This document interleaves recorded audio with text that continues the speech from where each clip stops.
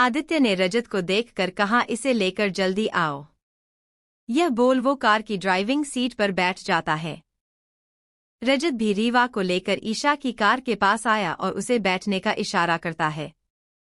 रीवा भी मुंह बनाते हुए बैठ जाती है। रजत उसे देख मुस्करा देता है और खुद ड्राइविंग सीट पर बैठ जाता है। आदित्य की कार आगे निकल चुकी थी। वही रजत ने भी कार स्टार्ट कर दी और रीवा को देखते हुए कार ड्राइव कर रहा था। रीवा ने उसे देखकर कहा, तुम ऐसे जबरदस्ती नहीं कर सकते, मैं पुलिस में तुम्हारी कंप्लेंट कर दूंगी। रजत ने कहा, तुम्हें तो खुश होना चाहिए था कि सर तुम्हारी दोस्त से शादी कर रहे हैं। आखिर सर में कमी ही क्या है? रीवा ने सोचते हुए कहा, बात तो सही कह रहे हो। फिर हंसते हुए बोली, वैसे कितना अच्छा तरीका है, शादी का दुल्हन को बीच रास्ते से उठा लो और शादी कर लो। Wow, how romantic. उसे खुश होता देख रजत ने खुद से कहा, कहीं यह पागल वागल तो नहीं हो गई? क्या इसे नहीं पता इसे रोमांटिक नहीं फोर्सड मैरिज कहते हैं? अब आगे। रीवा ने फिर रजत को देखकर कहा, वैसे देखो मैं तुम्हारी बात मानूंगी पर प्लीज मुझे यह गन मत दिखाओ। देखो अगर गलती से भी यह तुमसे चल गई और मैं मर गई, फिर मेरी शादी और मेरे बच्चों के नाम का क्या होगा? रजत ने उसे देखकर कहा, तुम चुप नहीं रह सकती हो या तुम्हें समझ नहीं आ रहा? अगर नहीं आ रहा तो मैं बताता हूं कि तुम और तुम्हारी फ्रेंड ईशा मैम का किडनैप हुआ है और तुम्हें गन पॉइंट पर रखकर सर मैम से शादी करेंगे, और वो नहीं मानी तो गोली सीधा तुम्हारे सिर पर लगेगी।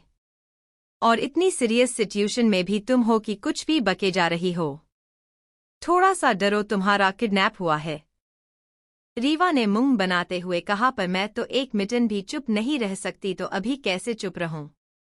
रजत ने उसकी बात सुनना में अपना सिर हिला दिया और कार ड्राइव करने लगा। दूसरी तरफ आदित्य की कार में ईशा ने आदित्य से कहा, आप यह सही नहीं कर रहे हैं मिस्टर मित्तल, आप मुझसे इस तरह शादी नहीं कर सकते।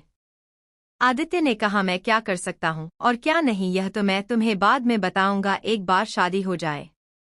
उसके चेहरे पर मुस्कुराहट थी।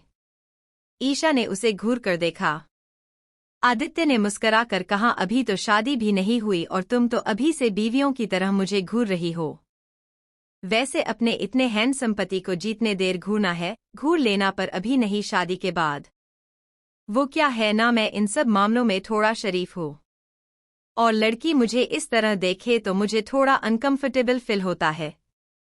उसकी बातें सुन ईशा उसे अपनी आंखें बड़ी बड़ी कर देखने लगी। आदित्य के बातों का क्या मतलब था? क्या ईशा उसे प्यार से देख रही थी जो यह इतना अनकंफर्टेबल फील करने लगा? आदित्य ने उसे सोच में देख शरारती मुस्कान के साथ कहा, क्या बात है, अभी से कहीं हमारे सुहागरात के बारे में सोचने लगी? उसकी बात सुन ईशा की आंखें और बड़ी बड़ी हो गई। उसने आदित्य को देख कहा, यह जो आप अपने मन में ख्याली पुलाव बना रहे हैं, बता देती हूँ अगर आपने मुझसे शादी करने का सोचा भी ना तो मैं आपको मार डालूंगी। आपको क्या लगता है आप मुझसे यू गन पॉइंट पर शादी कर सकते हैं? बिल्कुल नहीं, मैं अभी भी आपको वार्न कर रही हूँ, मुझे जाने दीजिए। आदित्य ने मुस्करा कर कहा, ठीक है चली जाओ। पर तुम्हारी जो फ्रेंड है क्या नाम है उसका? फिर थोड़ा सोचकर कहा, हाँ रीवा। वो इस वक्त मेरे असिस्टेंट रजत के साथ है, जरा सोचो अगर उसके साथ कुछ हो जाए तो। जाना है तो जाओ, मैं रजत को कॉल करके कह देता हूँ कि उसे रीवा के साथ जो करना है वो कर सकता है। उसकी बात सुन ईशा उसे हैरानी से देखने लगी और थोड़ा गुस्से में बोली, आप ऐसा बिल्कुल नहीं कर सकते मिस्टर मित्तल। आदित्य ने कहा, मैं ऐसा कर सकता हूँ और मैं करके दिखाऊंगा। यह बोल वो एक हाथ से कार ड्राइव करने लगा और दूसरे हाथ में अपना फोन लिए रजत को कॉल किया। कॉल आदित्य ने स्पीकर पर डाल दिया। रजत ने कॉल पिक, तभी आदित्य ने कहा, रजत तुम्हारी मैम शादी के लिए मान नहीं रही है, इसलिए उसकी फ्रेंड रीवा जो तुम्हारे साथ है, तुम उसके साथ जो चाहे कर सकते हो। रजत ने एक शब्द में जवाब दिया, ओके सर। उसका जवाब सुन आदित्य मुस्करा दिया। वही ईशा की हैरानी का कोई ठिकाना ही नहीं रहा। ईशा ने जल्दी से फोन अपने हाथ में लेकर चिल्लाते हुए कहा, देखो तुम ऐसा कुछ नहीं करोगे। उसने इतना ही कहा तभी आदित्य ने फोन उसके हाथ से लेकर कॉल कट कर देता है। आदित्य ने फिर ईशा को देखकर कहा, अब मेरी बात मानोगी या नहीं? ईशा ने अपना सिर झुका लिया, उसकी आंखों में से आंसू बह रहे थे। आदित्य उसे देख हल्का सा मुस्करा दिया और कार ड्राइव करने लगा। वही रजत की कार में रीवा ने हकलाते हुए रजत से कहा, क्या बात कर रहे थे तुम? रजत ने मुस्कराकर कहा, सर की कॉल थी। उन्होंने कहा कि मैम उनकी बात नहीं मन रही, इसलिए मैं आपको मारकर इसी जंगल में फेंक दूं। रीवा उसे देख अपनी आंखें बड़ी बड़ी बोली, देखो तुम ऐसा नहीं कर सकते। अगर तुम कहो तो मैं ईशू से बात करके कह दूंगी कि वो उनकी बात मान ले, पर प्लीज मुझे मत मना। तुम्हें मेरी शक्ल देख दया नहीं आ रही? अगर इतनी अच्छी लड़की इतने जल्दी भगवान जी के पास चली गई तो क्या होगा? उसकी बात सुन रजत को हंसी आने लगी। कहा वो उसे मारने को बोल रहा है, और कहा यह लड़की ऊटपटांग बातें कर रही थी। रजत ने अब कुछ नहीं कहा और चुपचाप कार ड्राइव कर रहा था। पर रीवा अपनी आदत से मजबूर कुछ ना कुछ बड़बड़ाए जा रही थी। उसे देख रजत ने खुद से कहा, क्या सोचकर मैं इसे पहली नजर में ही पसंद करने लगा? पर यह तो पागल है। अब मेरा क्या होगा? कुछ ही देर में आदित्य की कार उसके फार्म हाउस में आकर रुकी। आदित्य कार से बाहर आया और ईशा की तरफ जा उसकी साइड का डोर ओपन कर झुककर ईशा से बोला, बाहर आओ। ईशा ने अपना चेहरा ऊपर कर आदित्य को देखा, उसकी आंखों में आंसू थे। आदित्य ने उसे देखकर कहा, तुम्हारे आंसुओं का मुझ पर कोई फर्क नहीं पड़ेगा, इसलिए जल्दी से बाहर आओ। ईशा को गुस्सा आ जाता है और वो आदित्य को हल्का सा धक्का देती है और कार से बाहर निकल जाती है। आदित्य एक कदम पीछे हो जाता है और ईशा को देखने लगा। ईशा उससे कुछ दूरी पर जाकर खड़ी हो जाती है। उसे देख आदित्य मुस्करा दिया। आदित्य आगे आकर ईशा का हाथ पकड़ लेता हूं और फार्म हाउस के अंदर लेकर चले जाता है। ईशा तो उसके साथ जाना नहीं चाहती थी, पर आदित्य उसे खींचते हुए ले जा रहा था। आदित्य ईशा को लिए अंदर आता है और हॉल में आकर खड़े हो जाता है। अंदर का नजारा देख ईशा की आंखें हैरानी से फैल जाती है। पूरा हॉल बहुत ही सुंदर डेकोरेट किया हुआ था। हॉल के बीचों बीच एक फूलों से सजा हुआ मंडप था, जहां एक पंडित जी बैठे तैयारियां कर रहे थे। ईशा ने आदित्य को देखा जो मुस्कुराते हुए उसे देख रहा था। ईशा ने हकलाते हुए कहा, यह सब क्या क्या है मिस्टर मित्तल? आदित्य ने मुस्कुराकर कहा, हमारी शादी की तैयारी। ईशा अपनी आंखें बड़ी बड़ी कर उसे देखने लगी और बोली, मिस्टर मित्तल यह सब मजाक नहीं होता, प्लीज मुझे यहां से जाने दीजिए। वो रो रही थी। आदित्य आगे ईशा के आंसू पोंछकर बोला, प्लीज रो मत, मैं सच में तुमसे बहुत प्यार करता हूं। मुझे तुम्हारे पास से भी कोई भी फर्क नहीं पड़ता। प्लीज मुझसे शादी कर लो। आदित्य ने अपना एक हाथ उसके गालों पर लगाया हुआ था। ईशा ने उसका हाथ झटक कर गुस्से से बोली, आप समझ क्यों नहीं रहे? मैं आपसे कोई शादी नहीं कर सकती। उसकी बात सुन अब आदित्य को भी गुस्सा आ जाता है। आदित्य ने गुस्से से कहा, तो ठीक है, अगर तुम प्यार से नहीं मानना चाहती तो कोई बात नहीं, पर शादी तो आज होकर रहेगी। यह बोल वो ईशा को ऊपर एक रूम में लेकर चले जाता है। रूम में आ उसने ईशा से कहा, आधा घंटा है तुम्हारे पास, जल्दी से तैयार हो नीचे आओ, और अगर नहीं आई तो अपनी फ्रेंड के बारे में सोच लेना। आदित्य को इतने गुस्से में देख ईशा की कुछ बोलने की हिम्मत ही नहीं रही। आदित्य ने उसे रूम में छोड़ एक बार उसे वार्निंग वाला लुक दिया और बोला, जल्दी से रेडी हो जाओ, आधे घंटे बाद में आता हूं। यह बोल वो डोर लॉक कर रूम से बाहर निकल जाता है। ईशा रूम में नीचे बैठकर रोने लगी। उसे तो समझ नहीं आ रहा था। वो रो रही थी तभी उसके फोन पर रीवा की कॉल आई। ईशा ने जल्दी से फोन उठाई और कॉल पिक करके कहा, रीवा तू ठीक है?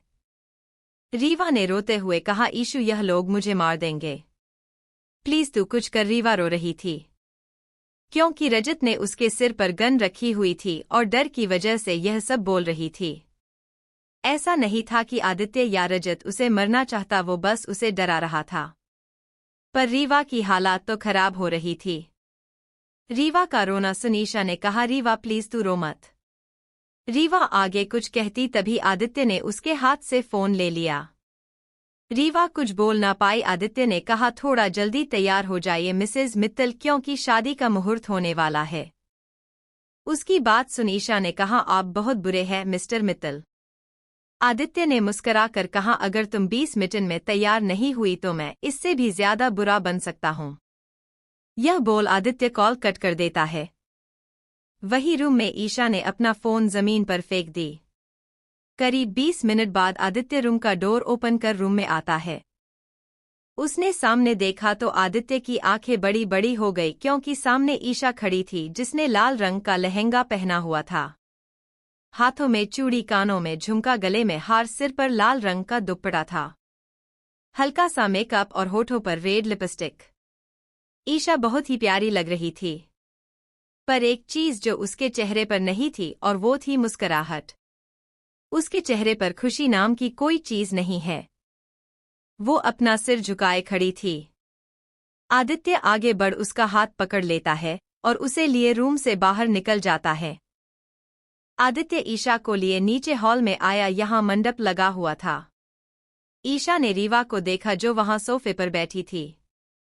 रीवा ने जब ईशा को देखा तो कहा, ईशू प्लीज मुझे बचा ले वरना यह लोग मुझे मार देंगे।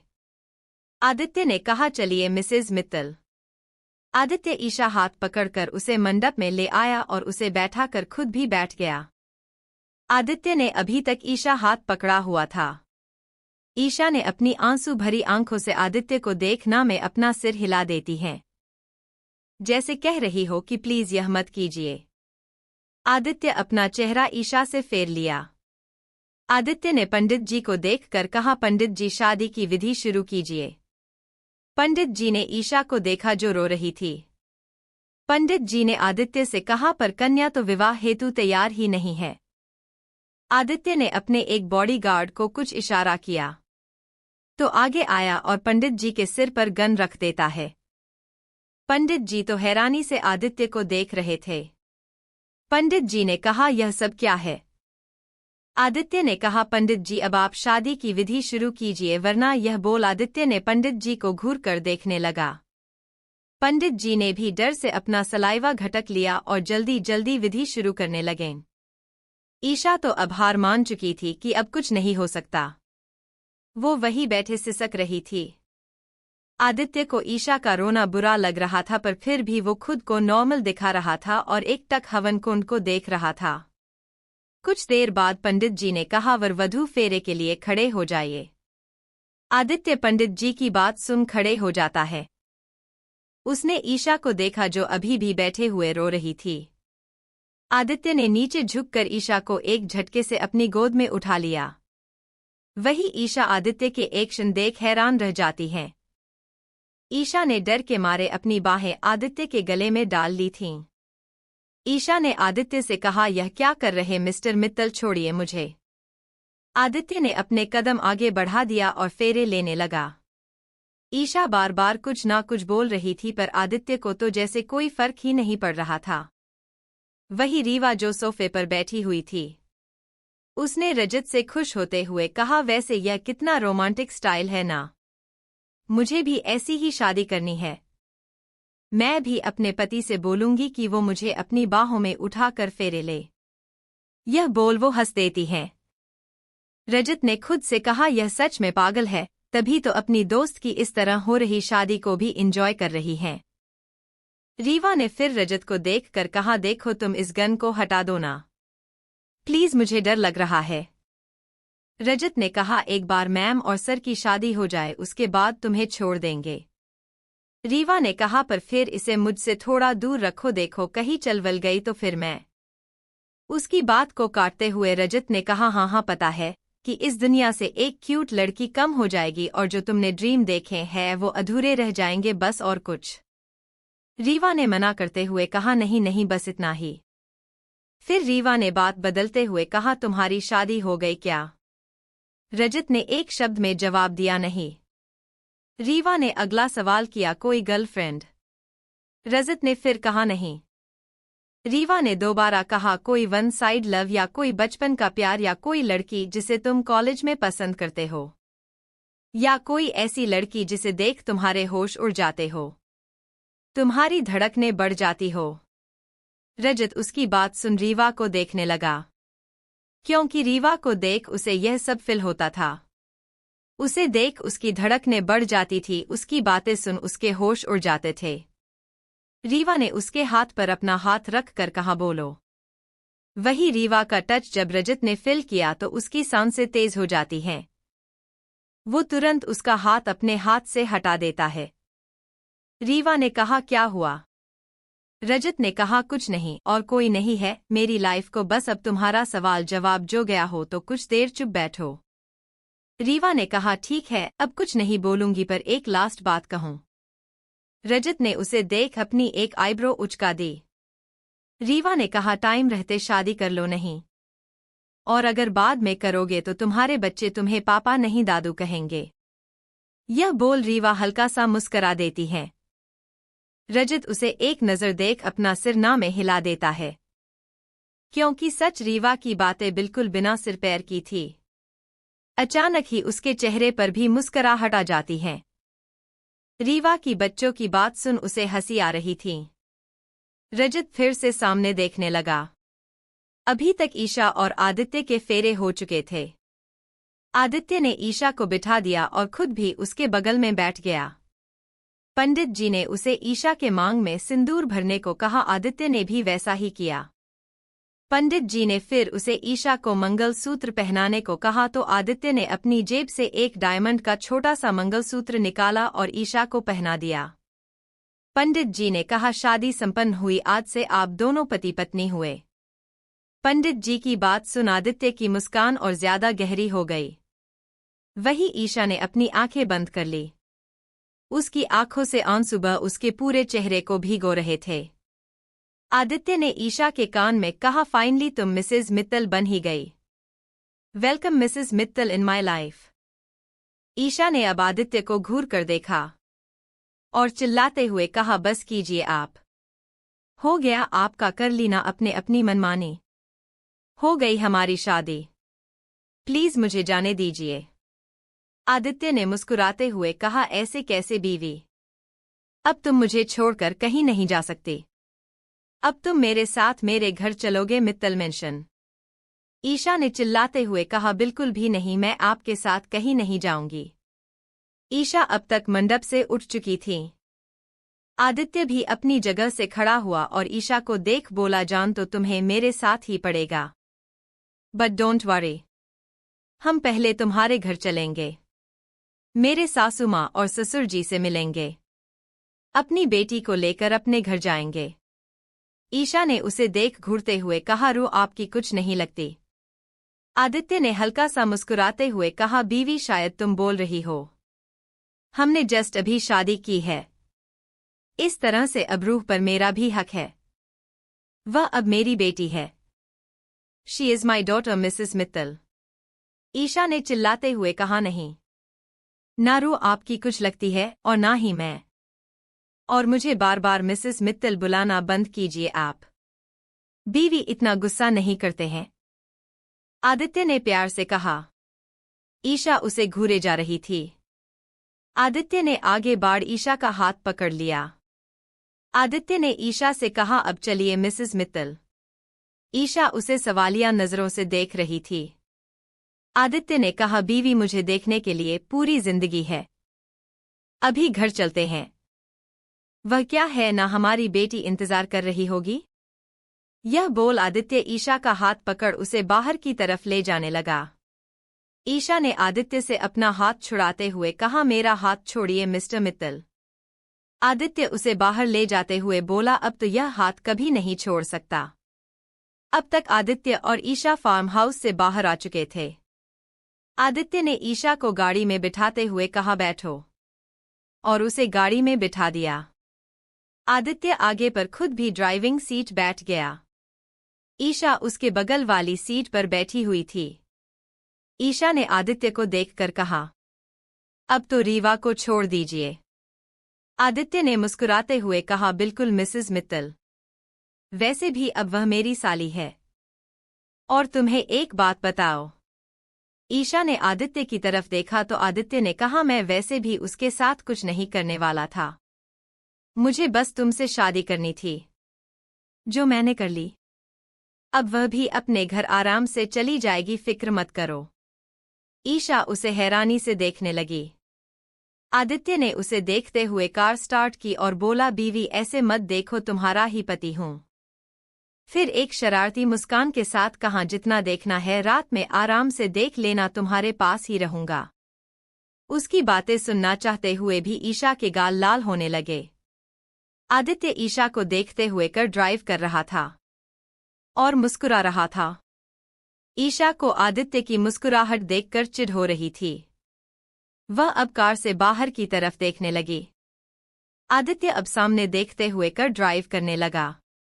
वही फार्म हाउस में रीवा ने रजत से कहा, अब तो तुम मुझे छोड़ दोगे ना? रजत ने रीवा के मासूम से चेहरे को देखा।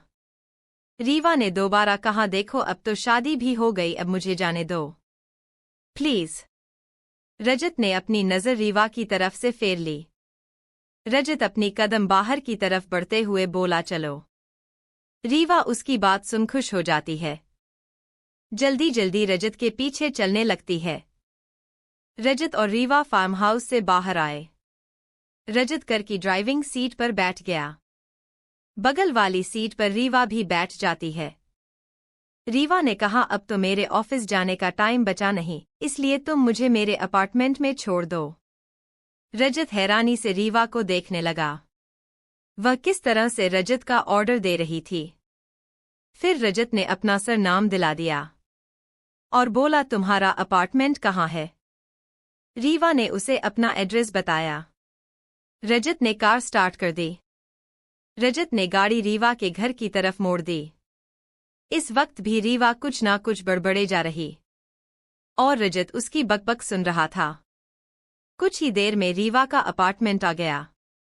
रजत ने रीवा को देखा जो अभी तक बड़बड़ाए जा रही थी।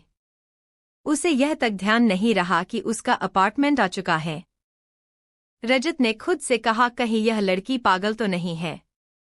फिर खुद से ही बोला, सच में पागल है यह, तो पता नहीं उसका क्या होगा जो इस जैसी पागल लड़की से शादी करेगा। रजत ने रीवा को देखते हुए कहा, आपका अपार्टमेंट आ चुका है, तो क्या आप गाड़ी से उतरने का कष्ट करेंगी? रीवा रजत को देख मुंह बनाते हुए कहा, हाँ हाँ उतर रही हूं। घूर क्या रहे हो? एक तो मुझे जैसी क्यूट लड़की को पहले किडनैप किया और इस तरह से बात कर रहे हो। भगवान करे तुम्हारी शादी पागल लड़की से हो जाए।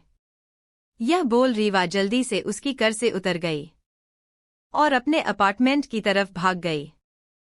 उसने मुड़कर एक बार भी रजत को नहीं देखा। वही रजत तो पहले उसकी बात सुना के फाड़े उसे देखने लगा। फिर अचानक ही उसके चेहरे पर मुस्कुराहट आ गई। उसने खुद से कहा, पागल लड़की। यह बोल उसने एक नज़र उस दिशा में देखा जहां अभी अभी रीवा गई थी और फिर अपनी कार स्टार्ट कर वहां से निकल गया। दूसरी तरफ आदित्य ने भी अपनी कार ईशा के घर के बाहर रोकी। आदित्य ने कार रोकी और ईशा की तरफ देखा जो किसी सोच में गुम थी। आदित्य ने ईशा से कहा, बीवी तुम्हारा घर आ गया, चलो अंदर जाना है। ईशा ने आदित्य को देखा और फिर अपने घर की तरफ देखने लगी। आदित्य कार से बाहर निकला और फिर ईशा की तरफ का डोर ओपन किया। आदित्य ने झुककर ईशा को देखकर कहा, चलो बीवी, सासू माँ और ससुर जी हमारा वेट कर रहे होंगे। आदित्य की बात सुन ईशा उसे घूर कर देखने लगी। आदित्य उसे देख मुस्करा देता और थोड़ा पीछे हो गया। ईशा कार से बाहर निकली। आदित्य ने आगे बढ़ उसका हाथ पकड़ लिया। ईशा ने आदित्य से अपना हाथ छुड़ाते हुए गुस्से से बोली, हाथ छोड़िए मेरा मिस्टर मित्तल। अरे बीवी, कम से कम अब तो तुम अपने पति को कोई अच्छा सा नाम दे दो। यह क्या हर वक्त मिस्टर मित्तल कहती रहती हो? ईशा ने उसकी बात को इग्नोर करते हुए कहा, मेरा हाथ छोड़िए। आदित्य मुस्कराते हुए उसे देखने लगा और उसे अपने साथ लिए घर की तरफ बढ़ गया। ईशा अपना हाथ बार बार छुड़ाने की कोशिश कर रही थी और आदित्य उसे लिए अपने साथ अंदर ले आता है। आदित्य और ईशा हॉल में आए तो सामने सुधा जी, अनंत जी और रूही खेल रहे थे। तीनों ने आदित्य और ईशा को देखा। रूही को तो कुछ समझ नहीं आया, पर सुधा जी और अनंत जी उन दोनों को देख हैरान रह गए। ईशा ने लाल रंग का लहंगा पहना हुआ था और आदित्य ने भी कुर्ता पहना हुआ था। रूही दौड़कर आदित्य की तरफ आई और उसे देख मुस्कुराते हुए बोली, मिस्टर हैंडसम आप। ओल, आपने यह वाले कपड़े क्यों पहने हैं? रूही ने फिर ईशा को देखकर कहा, मम्मा आप भी आज ब्यूटीफुल लग रही हो। सुधा जी और अनंत जी आगे ईशा और आदित्य को देखने लगे। ईशा सिर झुकाए खड़ी थी। आदित्य ने आगे बढ़ सुधा जी के पैर छुए और फिर अनंत जी के। दोनों हैरानी से उन्हें देख रहे थे। सुधा जी ने ईशा के चेहरे को अपने हाथ में लेकर कहा, यह सब क्या है बच्चा? ईशा ने कुछ नहीं कहा, वो रो रही थी। रूही सभी को देख रही थी। सुधा जी ने रूही को देख शांता आंटी को आवाज लगाते हुए कहा, शांता दीदी। शांता आंटी जो किचन में काम कर रही थी, वो बाहर आई। उन्होंने जब ईशा और आदित्य को देखा तो हैरानी से उसे देखने लगी। सुधा जी ने उन्हें देख कहा, दीदी आप रूही को रूम में ले जाइए। वो जल्दी से आगे आ रूही से बोली, रूह बेटा चलो रूम में, हम गेम खेलेंगे। रूही ने आदित्य और ईशा को देखकर कहा, आंटी पल अभी मुझे मम्मा और मिस्टर हैंडसम से बात करनी है। देखो दोनों कितने ब्यूटीफुल लग रहे। ईशा ने अपने आंसू पोंछकर रूही से कहा, रू आप प्लीज अभी रूम में जाओ। मम्मा बस अभी आ रही हैं, फिर आपको जितनी बात करनी है आप कर लेना, ओके? रूही ने ईशा की बात सुनकर कहा, ओते मम्मा। यह बोल वो मुस्कुराते हुए शांता आंटी के साथ रूम में चली गई। अब अनंत जी ने कहा, ईशा बेटा यह सब क्या है? क्या तुमने उन्होंने इतना ही कहा था? तभी आदित्य ने कहा, जी ससुर जी, मैंने और आपकी बेटी ने शादी कर ली है। अब हम आपका आशीर्वाद चाहिए। अब जल्दी से हमें आशीर्वाद दीजिए और अपनी बेटी की विदाई कीजिए और मेरे साथ मेरी बेटी और मेरी बीवी को ले जाने दीजिए। सुधा जी ने ईशा से कहा, ईशु क्या है यह सब? कल तक तो तुम शादी नहीं करना चाहती थी और आज? ईशा ने कहा, माँ मैं इस शादी नहीं मानती और अब आप मिस्टर मित्तल से कहिए कि वो यहाँ से चले, मुझे इनके साथ कहीं नहीं जाना है। फिर आदित्य को देख गुस्से से बोली, इन्हें क्या लगता है, क्या यह मुझे डराकर अपने साथ रहने पर मजबूर कर सकते हैं? तो बिल्कुल भी नहीं। सुधा जी ने ईशा को अपनी तरफ कर बोला, क्या हुआ है बच्चा, हमें अच्छे से बताओ। आदित्य ने कहा, माँ मैं बताता हूँ। यह बोल वो अपनी और ईशा की शादी की बात उन्हें बताने लगता है। सुधा जी तो अपने मुंह पर अपने दोनों हाथ रख लेती हैं। ईशा उसकी बात खत्म होते ही ईशा वहां से अपने रूम में चली जाती है। अब हॉल में सिर्फ आदित्य, सुधा जी और अनंत जी ही थे। आदित्य ने दोनों के फेस के एक्सप्रेशन देखकर खुद को नॉर्मल कर शांत भाव में अनंत जी से बोला, देखिए आप फिक्र मत कीजिए। भले ही मैंने उससे शादी किसी भी तरीका से की है, पर मैं एक बात सच कह रहा हूँ कि मैं ईशा और रूह से बहुत प्यार करता हूँ और दोनों का ही बहुत अच्छे से ख्याल रखूंगा। प्रॉमिस? आप मुझ पे विश्वास कर सकते हैं। आदित्य की बात सुन दोनों सोच में पड़ चुके थे। उन्हें कुछ समझ नहीं आ रहा था। आदित्य ने अनंत जी का हाथ पकड़कर बोला, विश्वास कीजिए अंकल, बहुत ख्याल रखूंगा दोनों का, शिकायत का कोई मौका नहीं दूंगा, पर मैं अब उन दोनों से दूर भी नहीं रह सकता। अनंत जी ने आदित्य को देखकर कहा, विश्वास है तुम पर ईशा तुम्हारे साथ जाने के लिए मानेगी नहीं, बहुत जिद्दी है बचपन से ही। आदित्य ने मुस्कुराकर कहा, अब उसकी जिद और उसके नखरे झेलने के लिए उसका पति है। उसकी बात सुन सुधा जी और अनंत जी दोनों के चेहरे पर ही सुकून उतर आया, क्योंकि कोई है जो उनकी बेटी को इतना प्यार करता है। सुधा जी ने कहा, पर उसे मनाएगा कौन? उनकी बात सुन आदित्य के चेहरे पर मुस्कुराहट आ जाती है। उसने दोनों को देखकर कहा, देखते रहिए कैसे वो मेरे साथ जाने के लिए तैयार होगी। यह बोल वो ईशा के रूम की तरफ बढ़ जाता है। आदित्य रूम के अंदर आया तो देखा रूही बेड पर बैठी अपनी मम्मा को देख रही थी, जो गुस्से अपने गहने उतार रही थीं। आदित्य अंदर आया और ईशा को देखा जो मिरर के सामने खड़ी थी। आदित्य ने फिर रूही को देखकर कहा, रूह। उसकी आवाज सुन ईशा और रूही दोनों ही आदित्य की तरफ देखती हैं। रूही मुस्कुराते हुए बेड पर ही खड़े हो आदित्य की तरफ अपने हाथ आगे बढ़ा देती हैं। आदित्य भी आगे बढ़ उसे अपनी गोद में उठा लेता है। रूही ने आदित्य के गाल पर किस कर मुस्कराते हुए उसे देखने लगी। आदित्य ने भी उसके गाल पर किस कर बोला, क्या कर रही है मेरी प्रिंसेस? रूही ने कहा, मिस्टर हैंडचम, मेरा नाम लूही है, पीली छेस नहीं। आदित्य उसे लिए बेड पर बैठ गया और उसे अपनी गोद में बैठा लेता है और बोला, तुम मेरी प्रिंसेस ही हो।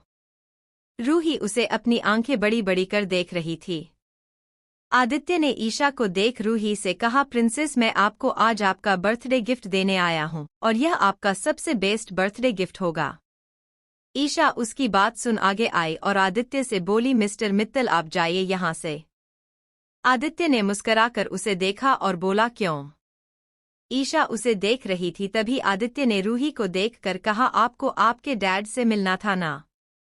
उसकी बात सुन रूही अपनी आंखें बड़ी बड़ी उसे देखने लगी और खुश होते हुए बोली, हाँ, मुझे अपने डैड से मिलना है। ईशा उसकी बात सुन हैरानी से उसे देखने लगी। आदित्य ने रूही को देख प्यार से कहा, मैं ही आपका डैड हूँ और आज मैं आपको अपने साथ अपने घर ले जाने आया हूँ, तो क्या आप अपने डैड के साथ चलेगी? रूही ने हैरानी से उसे देखा और कहा, तया, आप सच में मेरे डैड है? आदित्य ने अपना एक हाथ उसके गाल पर रखा और बोला, हाँ। ईशा कुछ बोलने को हुई तभी रूही रोते हुए आदित्य गले लग गई और बोली, आप अभी तलक कहाँ थे डैड? आप तो पता है लूही आपको कितना मिस करती थी। आदित्य ने उसे चुप कराते हुए कहा, हाँ प्रिंसेस, पर डैड को बहुत इम्पोर्टेंट काम था, इसलिए वो बाहर गए थे और जब आया तो सोचा क्यों ना अपनी रूह के बर्थडे तक वेट कर लो। ईशा उन दोनों को देख रही थी और चाहकर भी कुछ नहीं बोल पा रही थी। रूही के चेहरे की मुस्कुराहट उसे कुछ भी कहने से मना कर रही थी। ईशा ने कुछ नहीं कहा। आदित्य ने रूही से कहा, तो क्या मेरी प्रिंसेस ने मुझे माफ कर दिया? रूही ने खुश होते हुए कहा, हाँ, त्युति लूह तो अपने डैड से गुच्छा थी ही नहीं। आदित्य उसकी बात सुन मुस्करा देता है और उसके गाल पर किस कर देता है। आदित्य ने कहा, अच्छा, तो क्या आप अपने डैड के साथ उनके घर नहीं चलेंगी? रूही ने खुश होते हुए कहा, हाँ हाँ, लू अपने डैड से साथ उनके घर जाएगी। फिर कुछ सोच कर कहा, पर लू अपने मम्मा ते बिना नहीं रह सकती।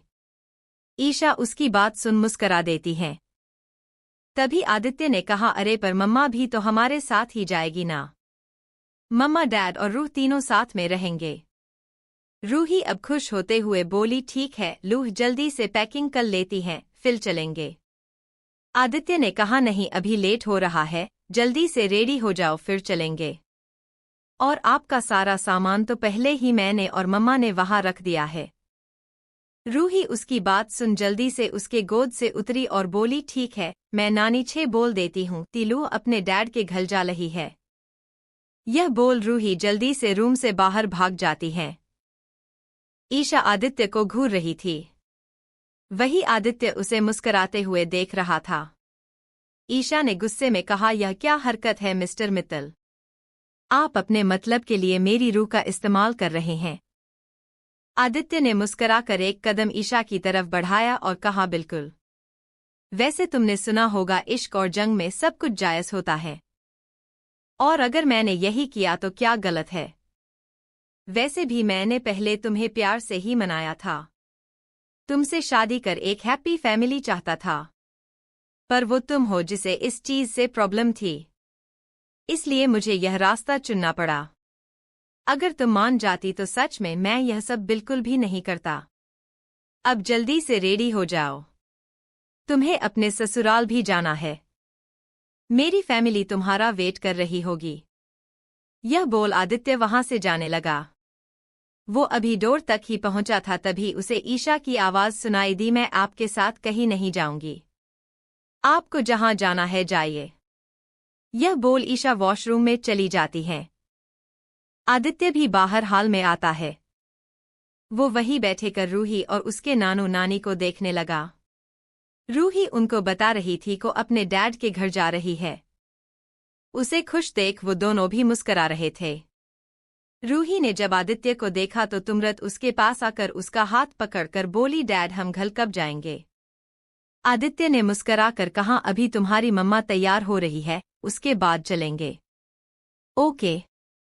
रूही मुस्कुराकर आदित्य को देख बोली, ठीक है। यह बोल वो जल्दी से सुधा जी के पास आई और बोली, नानी चलो, लूह को भी लेडी होना है, आप लूह की हेल्प कर दो। सुधा जी सोफे से उठते हुए बोली, ठीक है चलो।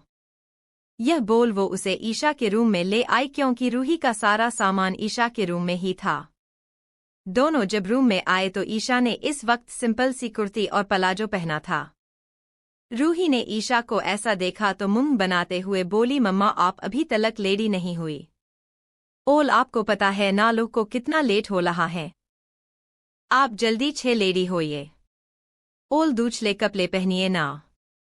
ईशा उसे देख कुछ कहने को हुई, तभी सुधा जी ने बीच में कहा, रूह बेटा आप 2 मिनट बाहर जाओ, मैं आपकी मम्मा से बात करके आपके पास आती हूँ और फिर आपको रेडी करूंगी। रूही ने कहा, ठीक है पल जल्दी करो। यह बोल रूही रूम से बाहर चली जाती है। सुधा जी ने अब ईशा को देखा। ईशा वहां से हट बेड पर बैठ जाती है। सुधा जी उसके पास आई और उसके सिर पर हाथ रख बोली, यह सब क्या है बेटा, तुम इस तरह, अभी अभी तुम्हारी शादी हुई है और तुम। ईशा ने उन्हें देखकर कहा, मां मैं इस शादी को नहीं मानती हूँ। सुधा जी अब बेड पर उसके पास बैठ गई और उसका हाथ अपने हाथ में लेकर बोली, तुम जो कर रही हो वो गलत नहीं है बच्चा, पर तुम रूह के बारे में भी तो सोचो। पता है वो आदित्य के साथ जाने के लिए कितना खुश है और तुम नहीं चाहती क्या वो खुश रहे। ईशा की आंखों में अब आंसू आ गए। उसने रोते हुए कहा, मां रूह के लिए तो मैं कुछ भी कर सकती हूं, पर मिस्टर मित्तल ने जो किया है वो सही नहीं है। सुधा जी ने कहा, पर कुछ गलत भी नहीं है। उनके इस काम से पता है रूही को कितनी खुशी मिली है। ईशा कुछ कहने को हुई, तभी सुधा जी ने कहा, बिल्कुल नहीं, अब आगे कुछ मत कहो और चुपचाप तैयार हो जाओ। आदित्य बाहर वेट कर रहे हैं और रूही उससे तो अब वेट ही नहीं हो रहा है। प्लीज एक बार रूही के खातिर आदित्य को अपना कर देखो। ईशा ने रोते हुए कहा, नहीं मैं उन्हें नहीं अपना सकती। सुधा जी ने कहा, ठीक है, पर रूही के खुशी के लिए उनके साथ जाओ, कम से कम रूही का तो दिल मत तोड़ना। यह बोल वो बेड से उठ गई और बाहर की तरफ जाते हुए बोली, एक बार रूही के बारे में सोच लेना, उसके बाद ही कोई फैसला लेना।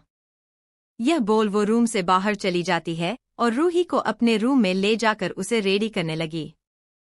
वो रूही को लेकर हाल में आ जाती है, पर अभी तक ईशा वहां नहीं आई थी। सबको अब यही लग रहा था कि ईशा शायद अब नहीं आएगी। आदित्य ईशा के रूम की तरफ जाने को हुआ, पर उसके कदम वहीं रुक गए। सामने ईशा खड़ी थी। उसने इस वक्त एक ग्रीन कलर की साड़ी पहनी हुई थी, जिसमें वो बहुत ही प्यारी लग रही थी। आदित्य तो जैसे उसे देखते ही कहीं खोसा गया। ईशा ने ग्रीन साड़ी, उससे मैचिंग चूड़ी, माथे पर बिंदी, गले में मंगलसूत्र और मांग में सिंदूर, कानों में झुमके और होठों पर रेड लिपस्टिक। वो बहुत ही सुंदर लग रही थी। आदित्य ने आज पहली बार उसे साड़ी में देखा। अचानक ही उसके चेहरे पर मुस्कुराहट आ जाती है। भले ही ईशा ने बेमन से ही सही, पर वो आज आदित्य के लिए तैयार हुई थी। उसे इस बात की खुशी थी। आदित्य ने आगे बढ़ ईशा के सामने अपना हाथ बढ़ा देता है और मुस्कुराकर बोला, चले बीवी। पर ईशा उसे कुछ जवाब नहीं देती है और आगे बढ़ रूही के पास आ जाती है। रूही ईशा को देख मुस्कुरा देती है। रूही ने ईशा से कहा, मम्मा आज तो आप बहुत सुंदर लग रही हो। उसकी बात सुन ईशा हल्का सा मुस्कुरा देती है और रूही के गाल पर किस कर बोली, और रूह भी बहुत सुंदर लग रही है। रूही ने मुस्कुराकर कहा, आज लूह को नानी ने तैयार किया है। आदित्य अब रूही के पास आ बोला, अब चले प्रिंसेस। रूही ने आदित्य को देख कहा, यस डैड। आदित्य मुस्कुरा देता है। सुधा जी अब आगे ईशा को गले लगा लेती हैं। उनकी आंखें नम थी, आखिर हो भी क्यों ना उनकी बेटी विदा जो हो रही थी। सुधा जी ने उसे गले लगाए हुए ही भरे गले से कहा, अपना और रूही का ध्यान रखना और इस रिश्ते में आगे बढ़ने की कोशिश करना।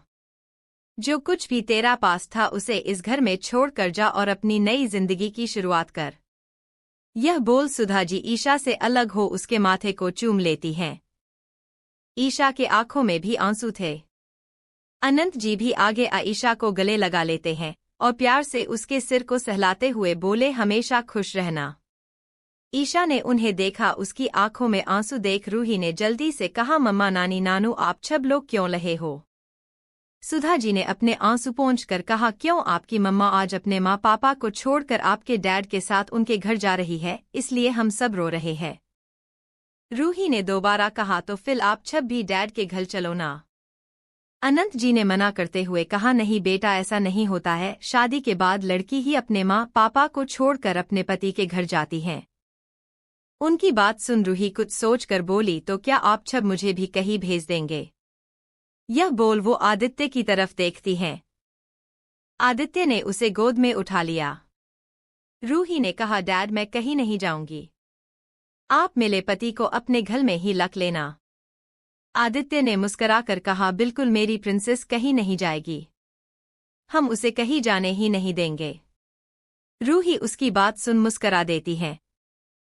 उसकी बातें सुन सब हंस देते हैं। वही ईशा उन्हें घूर कर देख रही थी। रूही ईशा से बोली, मम्मा, अब चलो, लेट हो रहा है। उसकी बात सुन आदित्य की मुस्कुराहट और ज्यादा बड़ी हो जाती है। आदित्य ने सभी को बाय किया। रूही भी अपने नानू नानी को बाय बोल आदित्य और ईशा के साथ बाहर आ जाती है। आदित्य, ईशा और रूही तीनों ही आदित्य की कार के पास आते हैं। रूही ने कार को देखकर कहा, वाओ डैड, आपकी कार कितनी ब्यूटीफुल है। आदित्य ने ईशा की तरफ का गेट ओपन कर बोला, बीवी बैठो, लेट हो रहा है। ईशा उसे एक नज़र घूर कर देखती है, फिर कार में बैठ जाती है। रूही भी ईशा की गोद में बैठ जाती है। आदित्य भी ड्राइविंग सीट पर बैठ कार स्टार्ट कर देता है। ईशा गुस्से से बाहर की तरफ देख रही थी। वही रूही तो बहुत खुश नजर आ रही थी। आदित्य भी खुश था। कुछ ही देर में तीनों मित्तल मेंशन पहुंच जाते हैं। आदित्य कार से उतर ईशा की तरफ का डोर ओपन करता है और रूही को अपने गोद में उठा लेता है। उसके पीछे ईशा भी कार से बाहर निकलती है। रूही तो अपनी आंखें बड़ी बड़ी कर पूरे घर को देख रही थी, क्योंकि मित्तल मेंशन बाहर से किसी महल की तरह नजर आता था। रूही ने आदित्य को देखकर कहा, डैड, यह आपका घर है। आदित्य ने कहा, नहीं, हम तीनों का है। अंदर चलो, आपकी दादी वेट कर रही होगी। यह बोल वो ईशा हाथ पकड़ लेता है। ईशा उसे घूर कर देखती है। आदित्य हल्का सा मुस्कुरा देता है और दोनों को लिए अंदर की तरफ बढ़ जाता है। आदित्य, ईशा और रूही तीनों ही मित्तल मेंशन के दरवाजे पर खड़े थे। आदित्य ने अपनी माँ को आवाज लगाते हुए कहा, माँ। वही हॉल में बैठे आदित्य की दादी और माँ पापा ने जब आदित्य की आवाज सुनी, तीनों ने डोर की तरफ देखा तो तीनों की आंखें हैरानी से फैल गई। आभा जी ने, आदित्य आदि, यह सब क्या है? आदित्य ने मुस्कुरा कर कहा, माँ, आपका बेटा शादी करके आया है और आप है कि सवाल जवाब कर रही हैं। अपनी बहू का स्वागत कीजिए। सुयश जी ने ईशा को देखा। उसे देखकर ही मालूम पड़ रहा था कि आदित्य ने उससे जबरदस्ती शादी की है।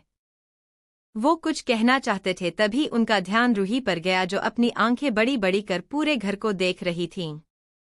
आभा जी आगे कुछ कहती, तभी सुयश जी ने आभा जी के कान में धीरे से कहा, इस बारे में बाद में बात करना। अभी रूही है और वो यह सब देख रही है। आभा जी ने भी जब रूही को देखा, जो अभी भी घर देखने में बिजी थी, उन्होंने अब आगे कुछ नहीं कहा। आदित्य ने दोबारा कहा, माँ, क्या आप अपनी बहू का स्वागत नहीं करेंगी? दादी जी ने भी आभा से कहा, जाओ बेटा, बहू का स्वागत करो। वैसे भी अब शादी हो चुकी है और कुछ बदला नहीं जा सकता। आभा जी ने भी अपना सिर हाँ में हिला दिया और वहां से मंदिर की तरफ चली गई। कुछ देर बाद वो दोबारा दरवाजे के पास आई। उनके हाथ में एक आरती की थाल थी। आदित्य ने रूही को अभी भी गोद में लिया हुआ था। आभा जी ने ईशा से कहा, बेटा, सिर पर पल्ला कर लो। खाली सिर तिलक नहीं लगाया जाता है। ईशा उनकी बात सुन अपने सिर पर अपने साड़ी का पल्ला रख लेती है। अब आभा जी ने पहले आदित्य को तिलक लगाया और फिर ईशा को, फिर रूही को। रूही तो उन्हें देख मुस्कुरा रही थी। आभा जी ने तीनों की आरती उतारी और फिर ईशा को चावल से भरे कलश को गिराकर रोली की थाल में पैर रख अंदर आने को कहती हैं। ईशा भी बिना कुछ कहे वैसे ही करती है जैसे आभा जी ने कहा था। ईशा के साथ आदित्य भी अंदर आता है। कोई कुछ नहीं कह रहा था। तभी आदित्य ने कहा, माँ खाना लगा दीजिए, डिनर का टाइम हो गया है। सुयश जी ने भी कहा, हाँ आभा जाओ और सर्वेंट से कहिए कि डिनर डाइनिंग टेबल पर लगा दे। तभी रूही ने आदित्य से कहा, डैड मुझे नीचे उतलिए ना। आदित्य ने कहा, क्यों प्रिंसेस? रूही ने मुंह बनाते हुए कहा, प्लीज ना डैड। आदित्य उसकी बात सुन मुस्कुराकर उसे नीचे उतार देता है। रूही आदित्य के गोद से उतरकर आदित्य के दादी पास जा उनके पैर को छू लेती है और ऐसे ही सुयश जी और आभा जी के पैर छूती है। आभा जी ने मुस्कुराकर उसके गाल पर हाथ रख कर कहा, रूही तो बड़ी समझदार है। रूही ने मुस्कुराकर कहा, यस लूह बहुत समझदार हैं। उसकी बातें सुन सब हंस देते हैं, पर ईशा अभी तक खामोश सी खड़ी थी। आभा जी ने आदित्य से कहा, बेटा जाओ रूही और ईशा को रूम में ले जाओ, दोनों फ्रेश हो जाएंगी, फिर आकर डिनर कर लेना। आदित्य भी उनकी बात सुन ईशा से बोला, चलो बीवी तुम्हें हमारे बेडरूम में लेकर चलता हूँ। ईशा उसकी बात सुन उसे घुर कर देखती है। तीनों फिर आदित्य के रूम में आते हैं। आदित्य ने ईशा से कहा, जाओ फ्रेश हो जाओ, फिर नीचे जाएंगे। ईशा उसकी बात सुन बिना उसे देख रूही को वॉशरूम में जाती है और उसका फेस क्लीन कर उसे दोबारा रूम में आती है। तीनों अब नीचे आकर डिनर करते हैं। कोई कुछ कह ही नहीं रहा था। ईशा का तो दिमाग ही काम नहीं कर रहा था। डिनर के बाद तीनों दोबारा ऊपर रूम की तरफ आते हैं तो आदित्य ने रूही से कहा, प्रिंसेस मेरा पास तुम्हारे लिए एक सरप्राइज है, क्या आपको चाहिए? रूही खुश होते हुए बोली, हाँ डैड, लू को छलपलाइज बहुत अच्छा लगता है। आदित्य ने मुस्कुराकर उसे अपनी गोद में उठा लिया और रूम के जस्ट बगल वाले रूम की तरफ ले बढ़ जाता है। ईशा भी उन दोनों को देख उनके साथ चली जाती है। उस रूम के अंदर रूही की आंखें हैरानी से फैल गई थी, क्योंकि पूरे रूम में पिंक कलर किया गया था। सामने एक बड़ा सा बेड था जिस पर दोनों तरफ बड़े बड़े टेडी बियर रखा हुआ। पूरे रूम में बहुत सारे टाइज डॉल टेडी रखे हुए थे। रूही पूरे रूम को अपनी आंखें बड़ी बड़ी कर देख रही थी। फिर उसने आदित्य को देखा तो आदित्य ने मुस्कुराकर कहा, फिर कैसा लगा मेरी प्रिंसेस को मेरा सरप्राइज? यह आपका नया रूम है, रू का पर्सनल रूम। रूही ने खुश होते हुए कहा, छच्ची डैड यह रूम लूही का है। आदित्य ने मुस्कुराकर हाँ में सिर हिला देता। तभी ईशा ने कहा, मिस्टर मित्तल, रू को कोई अलग रूम की जरूरत नहीं है, वो मेरे साथ ही रहेगी। उसकी बात सुन आदित्य उसके कान में झुक, बीवी कैसी बातें कर रही हो, आज हमारी सुहागरात है और हमारे बीच रूह क्या करेगी? उसकी बात सुन ईशा अपनी आंखें बड़ी बड़ी कर उसे देखने लगी तो आदित्य ने उसे देख अपनी आई ब्लिंक कर देता है। उसके चेहरे पर शरारती मुस्कान थी। ईशा कुछ बोलने को हुई तुझे आदित्य ने रूही से कहा, प्रिंसेस आपको यह रूम पसंद आया? रूही ने खुश होते हुए यस डैड, ओल आज 6 लू यही रहेगी। उसकी बात सुन आदित्य की आंखें खुशी से चमक जाती हैं। वही ईशा ने रूही से कहा, रूह तुम इस रूम में अकेले डर जाओगी, इसलिए मेरे साथ मेरे रूम में चलो। रूही ने जिद करते हुए कहा, नो मम्मा, लू अब बली हो गई है, वो अकेले रहेगी।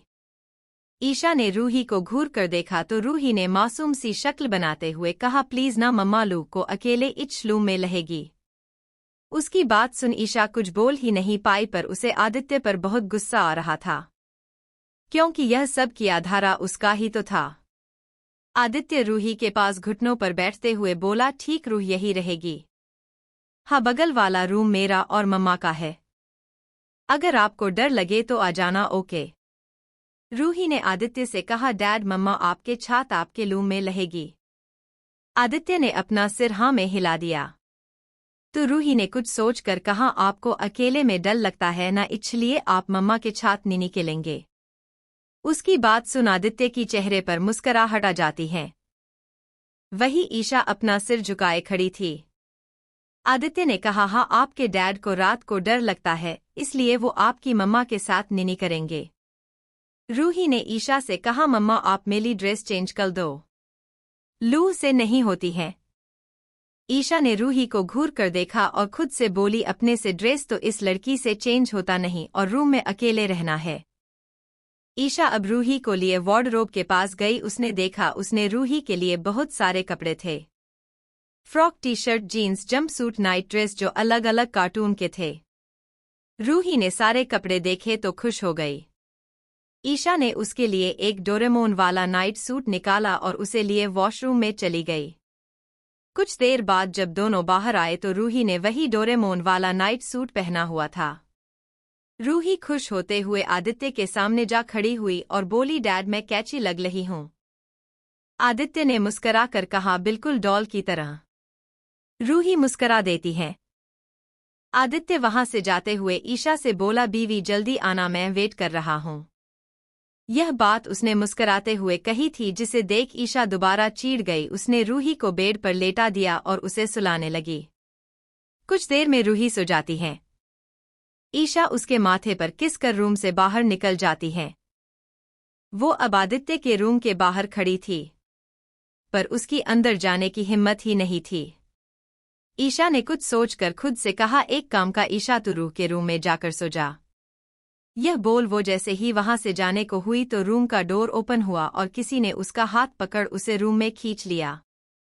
ईशा रूम में अंदर आ गई थी। उसने सामने देखा तो आदित्य उसका एक हाथ पकड़े खड़ा उसे देख मुस्करा रहा था। आदित्य ने आगे बढ़ रूम का डोर लॉक कर दिया। अब तो ईशा की सांसें रुक सी गई थीं। आदित्य डोर से लगकर खड़ा हो गया। उसने अपने दोनों हाथ को अपने सीने पर बांध रखा था। ईशा ने हकलाते हुए कहा, यह सब क्या है? आप सुबह से अपनी मनमानी कर रहे हैं, पर अब बस। अब अगर आपने कुछ भी करने की कोशिश की तो। आदित्य ने उसकी बात को काटते हुए कहा, तो बीवी क्या करोगी तुम? शोर मचाओगी? तो तुम इतनी मेहनत करो, मैं इससे पहले ही बता दूं, यह रूम साउंड प्रूफ है। तुम चाहे जितना शोर करोगी वो इसी रूम में रहेगी, और मुझे छोड़कर तो अब तुम जा नहीं सकती हो। उसने अपनी बातें कही। उसके चेहरे पर एक मुस्कुराहट थी जो ईशा को चिढ़ा रही थी। ईशा अब कुछ नहीं बोलती है। ईशा उसे घूरे जा रही थी। आदित्य आगे बढ़ ईशा को उसकी कमर से पकड़ खुद से चिपका लेता है। ईशा उसकी इस हरकत पर अपनी आंखें बड़ी बड़ी कर उसे देखने लगी। ईशा कुछ बोलने को हुई, तभी आदित्य ने उसके चेहरे पर आए बालों को उसके कान के पीछे करते हुए कहा, बीवी मुझे देखने और मुझसे बातें करने को सारी उम्र पड़ी है, फिलहाल हम कुछ और करते हैं। उसकी बातें सुन अब ईशा को हिचकी आने लगी। वो जब भी डर जाया करती थी तो उसे हिचकी आने लगती थी, और वो आज भी आदित्य की इस हरकत से डर रही थी। आदित्य ने उसे तुरंत गले लगा लिया और बोला, क्या हुआ बीवी, तुम्हें हिचकी क्यों आ रही है? तुम्हें पानी चाहिए? आदित्य लगातार उसके बालों को सहला रहा था, पर ईशा की हिचकी रुकने का नाम ही नहीं ले रही थी। आदित्य ने फौरन उसके होठों पर अपने होठ रख दिए। ईशा तो उसके इस एक्शन से कुछ समझ ही नहीं पाई। आदित्य उसके होठों को बहुत ही प्यार से किस कर रहा था। उसके इस तरह से किस करने पर कुछ ही समय में उसकी हिचकी रुक जाती है, पर आदित्य उसे किस करने में मदहोश हो गया था। वो अब बिना रुके उसे किस कर रहा था। ईशा के हाथ उसके सीने पर थे, वो इसे खुद से दूर कर रही थीं, पर आदित्य तो रुकने का नाम ही नहीं ले रहा था। उसने एक झटके से उसे अपनी गोद में उठा लिया। उसने अभी तक किस ब्रेक नहीं किया था। वो उसे ऐसे ही लिए हुए बेड पर आ गया। आदित्य उसे बेड लेटाकर उसे किस कर रहा था। ईशा भी हार मान चुकी थी, पर उसकी आंखों में आंसू आ गए थे। आदित्य की फर्स्ट किस थी, इसलिए उसकी फीलिंग नई थी। ईशा के होठों की सॉफ्टनेस में वो खो गया था। आदित्य लगातार उसे किस कर रहा था। करीब 20 मिनट बाद आदित्य ने अपना चेहरा ऊपर किया तो देखा ईशा आंखें बंद कर गहरी गहरी सांसें ले रही थी। उसके गालों पर आंसुओं के निशान बन चुके थे। ईशा का पूरा चेहरा भी लाल हो गया था और होठ तो पूछो ही मत, एक सूज गए थे और सुर्ख लाल हो गए थे। आदित्य उसके चेहरे को गौर से देख रहा था।